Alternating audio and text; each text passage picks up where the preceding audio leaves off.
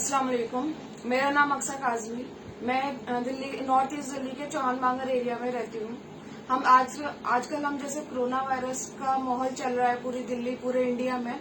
मेरे ताऊ जी, मेरे बड़े पापा, किसी भी उनमें कोई कोरोना का सिम्टम्स नहीं था, कोई कोरोना का सिम्टम नहीं था उनमें।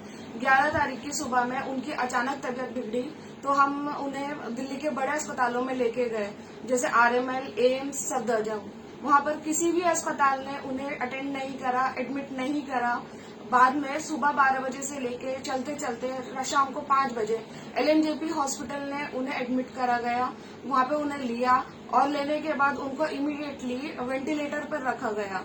वेंटिलेटर पर रखने के बाद मेरे भाइयों को जो उन्हें लेकर गए हुए थे उन्हें बोल दिया गया कि आपको अब यहाँ से जाइए, आपको यहाँ पे कोई काम नहीं है और जो सिचुएशन चल रही है उसके चलते हम आपको यहाँ पे रुकने की परमिशन नहीं दे सकते।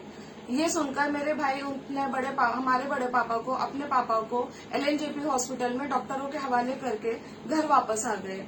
घर वापस आते ही 8 से 8:30 बजे के बीच में हमें हॉस्पिटल से कॉल आया कि आपका पेशेंट की डेथ हो चुकी है, वो अब इस दुनिया में नहीं रहे। आप कल तक उनकी कोरोना की रिपोर्ट आ जाएगी, आप कल उनकी बॉडी को यहाँ से लेकर जा सकते हैं। मतलब 12 तारीख को। 12 तारीख की सुबह में ही मेरे सारे भाई उनको लेने गए, बड़े पापा को अस्पताल से लेने गए, लेकिन वहां पे जाके पता चलता है कि वहां पर उनकी कोरोना की रिपोर्ट नहीं आई है। पूरा दिन रोजे में भूखे प्यासे वो अस्पताल के कभी मॉर्चरी से लेके कभी माइक्रोबायोलॉजी लैब के चक्कर काटते रहे पूरा दिन, लेकिन अंत उनका निराशा के साथ ही हुआ। उनको बाद में आखिर में उनको यही बोला गया कि आपकी रिपोर्ट आज नहीं आई है तो हम आपको आज बॉडी नहीं दे सकते, आप कल आइए। कल यानी 13 तारीख को फिर वो दोबारा गए। दोबारा जाने के बाद डॉक्टरों ने उनको ये बोला कि आपका पेशेंट का तो कोरोना टेस्ट का सैंपल ही लैब में नहीं गया है। 2 दिन के पूरे इंतजार करने के बाद भी जब डॉक्टर ये बोल रहे कि आपका सैंपल ही नहीं लिया गया है, तो हम चौथे दिन सुबह में डॉक्टर यानी 14 तारीख की सुबह में डॉक्टर सैंपल लेंगे, जबकि जबकि बड़े पापा को डेथ हुए 3 दिन हो चुके होंगे। उसके बाद वो उनकी बॉडी से सैंपल लेंगे, फिर उसे टेस्ट के लिए भेजेंगे। हमें तो ये नहीं समझ में आता है ये कैसे पॉसिबल है कि एक अस्पताल में जहाँ केजरीवाल जी इतनी बड़ी बड़ी अपीलें कर रहे हैं कि दिल्ली की स्वास्थ्य व्यवस्था इतनी मजबूत है, कोरोना से लड़ने के लिए हमारे इंतजाम इतने अच्छे हैं, वहाँ पे ऐसे बड़े अस्पताल जो कि स्पेशली कोरोना के लिए बने हैं, ऐसी लापरवाही कैसे कर सकते हैं।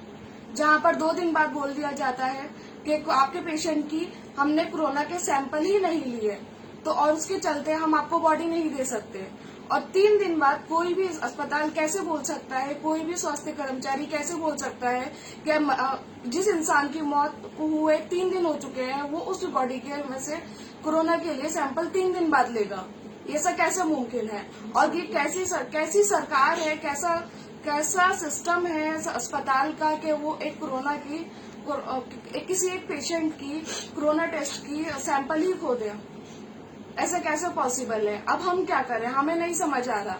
हमने बड़े से बड़े जगह पे बात कर ली, अस्पताल के HOD तक बात कर ली, हर डिपार्टमेंट में बात कर ली, लेकिन हमारी कोई नहीं सुन रहा। हमें नहीं समझ आ रहा हम क्या करें। हमारे पास और कोई चारा नहीं बचा सिवाय आम लोगों तक पहुंचने के, अपनी बात आम लोगों तक रखने के, ग्राउंड लेवल रियलिटी अस्पतालों की आप तक पहुंचाने के। हमारे पास कोई और चारा नहीं है। हम सिर्फ केजरीवाल जी से यही गुजारिश करते हैं कि हमारी मदद करें, हमें बताएं, क्योंकि हमें कुछ नहीं चाहिए। हम ये चाहते हैं कि हम अपने बड़े पापा को अस्पताल से लेकर आ सके और उनकी आखिरी रस्मों रिवाजों के साथ उनको दफन कर सके, ताकि उनको भी सुकून मिल सके और हमें भी सुकून मिल सके। हम उनके लिए दुआ कर सके और उनको इस दुनिया से विदाई दे सके। हमें और कुछ नहीं चाहिए। चाहे तो अगर केजरीवाल जी चाहते हैं, जो भी नॉर्म्स हैं, मेडिकल नॉर्म्स हैं, हम घर में क्वारंटाइन होने के लिए तैयार हैं। हमें रिपोर्ट नहीं चाहिए। हम बिना रिपोर्ट के ही घर में क्वारंटाइन होने के लिए तैयार हैं। हम बस केजरीवाल जी से ये गुजारिश करते हैं कि हमें हमारे बड़े पापा को घर पे वापस लाने दें और उनको आखिरी वक्त में उनको इस दुनिया से अच्छे से विदा कर सके। शुक्रिया। प्लीज इस वीडियो को ज्यादा से ज्यादा शेयर करिए ताकि केजरीवाल जी तक हमारी बात जा सके। Please please.